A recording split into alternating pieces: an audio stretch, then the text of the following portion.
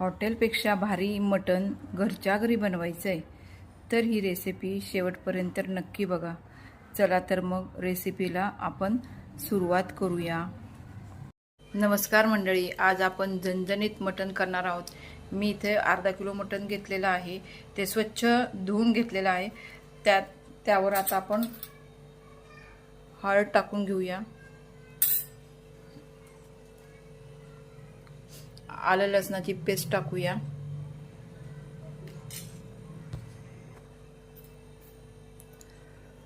थोडंसं मीठ टाकून घेऊया।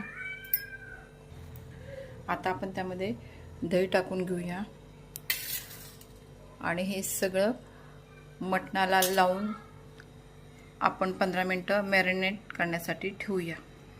आता आपण ते एकत्र पहिल्यांदा करून घेऊया। चला आपण मटणाच्या मसाल्याची तयारी करून घेऊया। इथं मी अर्धी वाटी खोबरं किसून घेतलेलं आहे, 2 चमचे पांढरे तीळ आहेत, फोडणीसाठी मी इथं कांदा बारीक चिरून घेतलेला आहे, इथे आलं आहे, इकडे लसूण आहे, कोथिंबीर आहे आणि 2 मोठे कांदे मी उभे असे चिरून घेतलेले आहेत। पहिल्यांदा आपण खोबरं भाजून घेऊया। इकडे खोबरं भाजत आलेलं आहे।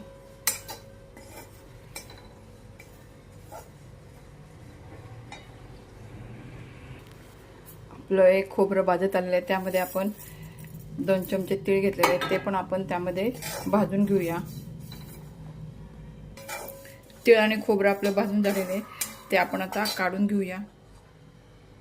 आता कांदा भाजून घेऊया।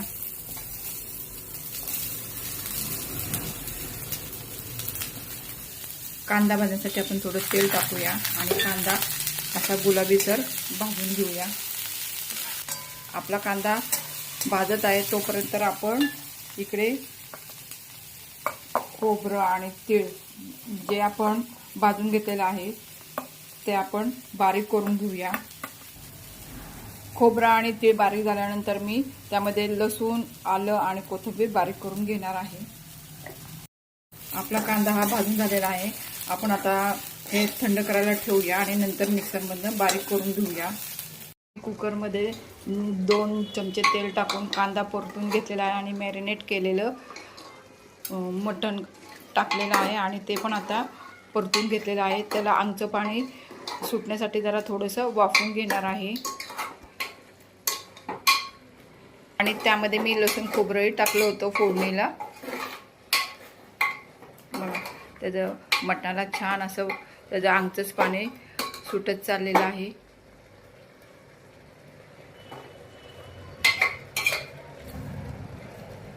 मटणाला छान वाफ आलेली आहे आणि पाणी पण अंगचं सुटलेलं आहे।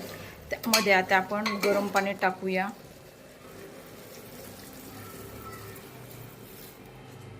आणि मटण आपण 4-5 शिट्ट्या करून शिजून घेऊया। आपला कांदा हा थंड झालेला आहे, आपण तो मिक्सरमध्ये बारीक करून घेऊया।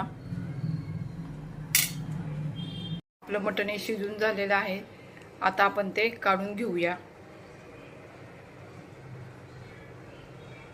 आता आपण सुक्कं मटण करून घेऊया। आता मी गॅसवर पातेलं ठेवले, त्यावर 2 चमचे तेल टाकलेले आहे, त्यावर आपण तो मसाला आहे तो परतून घेऊया।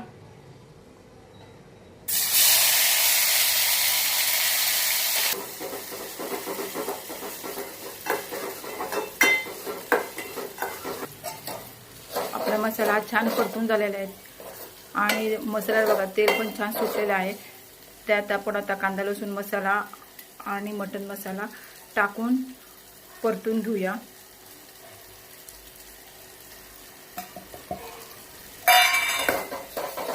त्यामध्ये आपण थोडं आळणी पाणी टाकूया आणि ते परतून घेऊया। त्यात आपण आता त्या मसाल्यामध्ये मटणाचे पीस टाकून घेऊया आणि छान परतून घेऊया। आपलं सुकं मटण झालेलं आहे, आता आपण रश्श्याचं मटण करून घेऊया। रस्सा मटण करण्यासाठी मी कुकरमध्ये 3 पळ्या तेल टाकलेलं आहे आणि तो मसाला आहे तो आपण त्यामध्ये टाकून परतून घेऊया। आपला मसाला तेलामध्ये छान परतून झालेला आहे. मसाल्याला बघा छान तेल पण सुटलेलं आहे. आता त्यामध्ये आपण तिखट घालून घेऊया. ते आहे कांदा लसूण मसाला, अजून मटन मसाला आणि तो आहे बेडगी मिरचीचा तिखट आहे ते. हे मसाले आपण आता परतून घेऊया. मसाला छान परतून झालेला आहे. त्यामध्ये आपण थोडंसं मटणाचे पीस आणि आळणी पाणी टाकून घेऊया.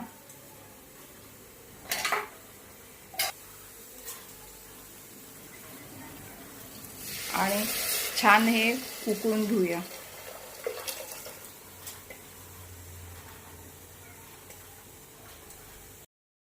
आपलं मटणही तयार झालेलं आहे.